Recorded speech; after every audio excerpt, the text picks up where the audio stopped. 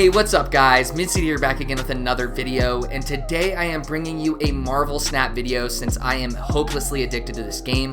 I haven't played it a ton, but I'm playing it consistently every single day, and I figured I could make some content to help those of you who are beginners in this game or wanting to know more about it or get a head start over the competition.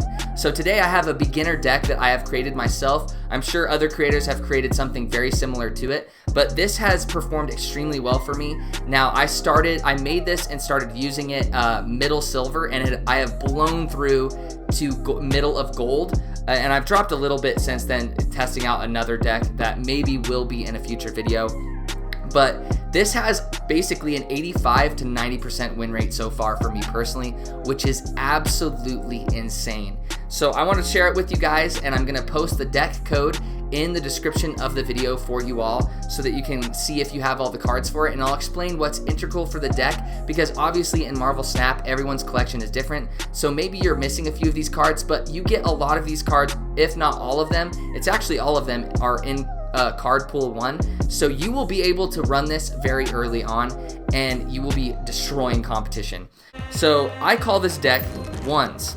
Now it's based off of 1-drops, and these 1-drops have a lot of value in and of themselves, such as Ant-Man. He gets +3 power if he's coupled with 3 other cards on the same location. Hawkeye, if you play a card in his same location after he's played, then he gets buffed up. Squirrel Girl is just there to swarm the board with 1s on each location. Obviously Nightcrawler, just the amount of value you have by being able to move that card at any time once is crazy, so that's why he's in there as well. We also have Raccoon, and Raccoon, obviously it's kind of a gamble to get his +2 power, but usually you can predict when an opponent is going to play a card at least once during a game and where he's going to play that card, so I still think he has a lot of value. Yondu, another fantastic 1-drop where you can literally get rid or have the chance of getting rid of the card that they have built their deck around. This happens with reveal decks. Reveal decks are very popular in card pool 1 from what I've seen all the way through gold, and that's what a majority of people are using. And I have gotten rid of several Odins with this card, and basically I snap as soon as I get rid of their Odin, because that's their huge win condition. So Yondu, amazing. Angela, another solid 2-drop where she grows if you play other cards on her. I just think she's great for value.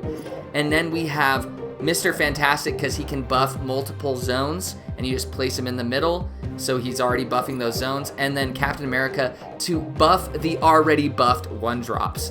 Now here is the bread and butter of this card. You need these 3 cards for sure for this deck to work. You need Ka-Zar, because your 1-cost cards get +1 power. You need Blue Marvel, because all of your other cards get +1 power. And then you need Onslaught. So these are the integral 3. You have to have these cards, and the other ones can be substituted, especially if you have 75% of this deck list. Now, here's the key.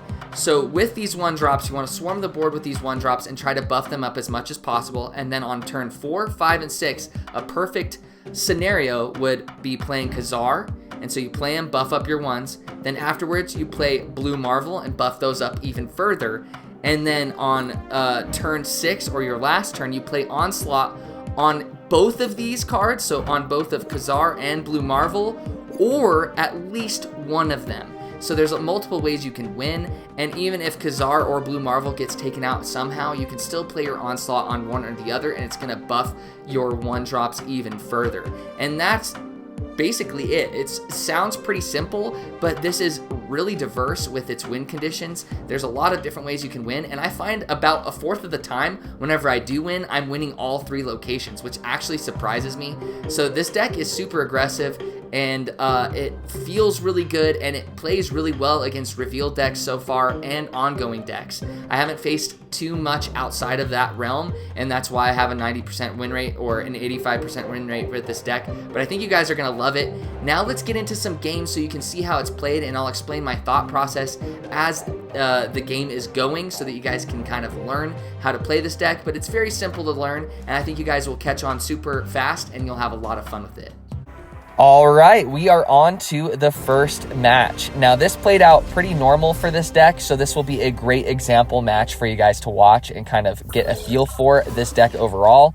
Now, the left location, the hub, it just gave us a random card. It does not change our plans whatsoever. This is a great opening hand. I thought about playing Yondu because it was a solid play to get rid of a card out of their deck right away, but I decided to go with Hawkeye instead. So I'm basically already vying for the leftmost location because I'm going to be able to buff him up on turn 2 with another play. Now, I do have Onslaught in my hand already. That's one of my 3 win conditions, so that's really good.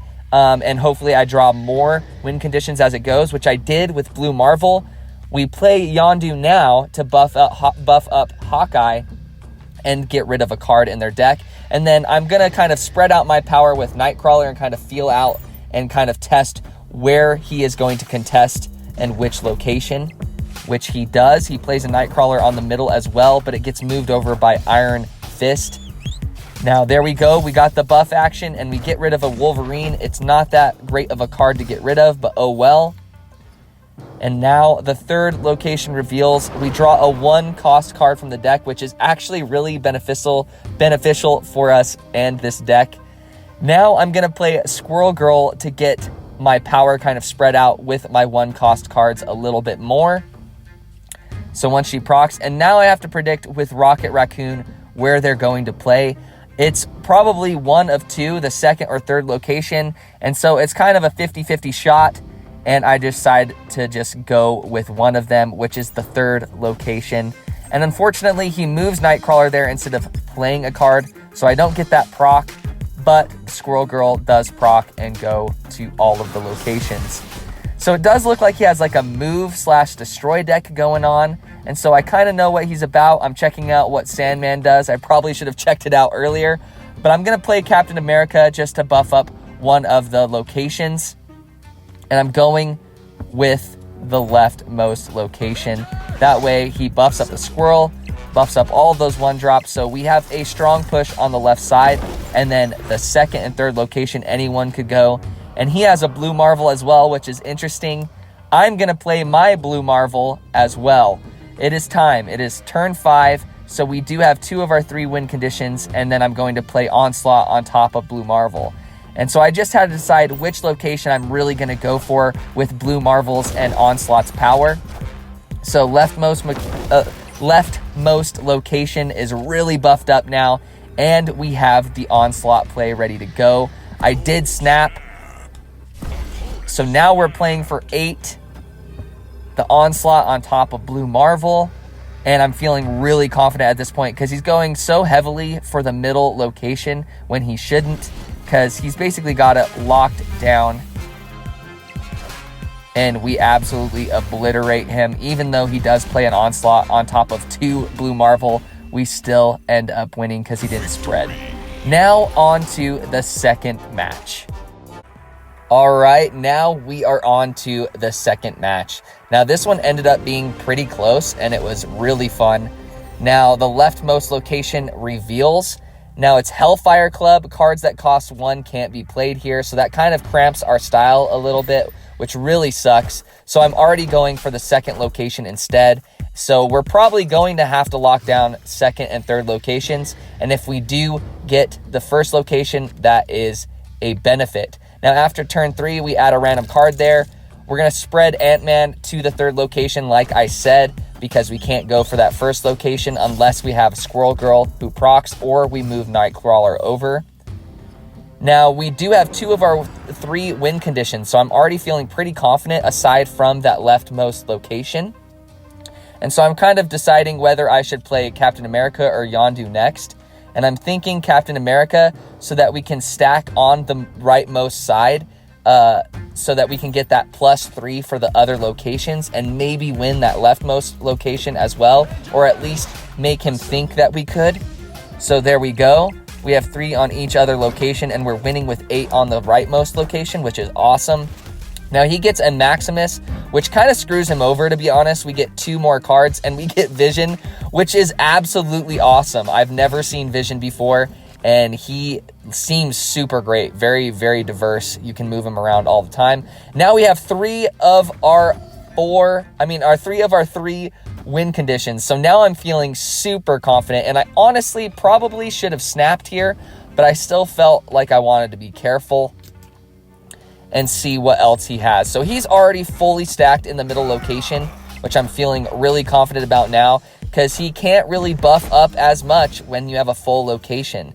So here we go. We have tons of options, but you know it. We're going to play Blue Marvel on top of Ka-Zar, and then Onslaught on top of Blue Marvel and Ka-Zar, and we can move Vision if we need to the rightmost location. So I finally snapped, and you're seeing those buffs. He plays a Jessica Jones, so that rightmost location is still pretty contested, and he could end up getting it. So I played Vision on the right side from what I remember. We'll see if I go with that, but I am going to play Onslaught. You can tell that I'm kind of thinking whether or not I should play Vision on the rightmost location or not, because the Onslaught play is brainless. We're definitely going to play it on that.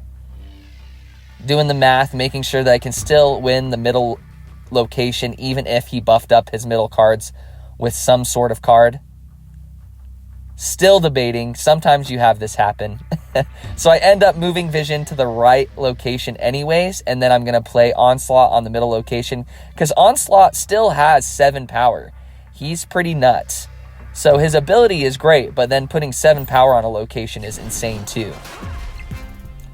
So now it's tied up at 13-13, which is good. And voila, we made the right play. He does have a Blue Marvel, so it was good to be cautious, but we end up winning those 2 locations anyways, which is a great example. A great match.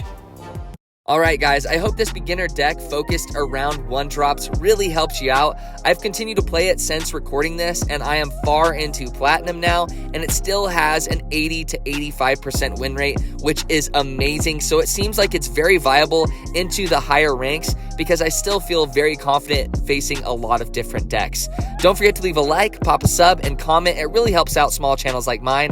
I appreciate you guys. I love you guys. I hope you're staying safe, and take it easy.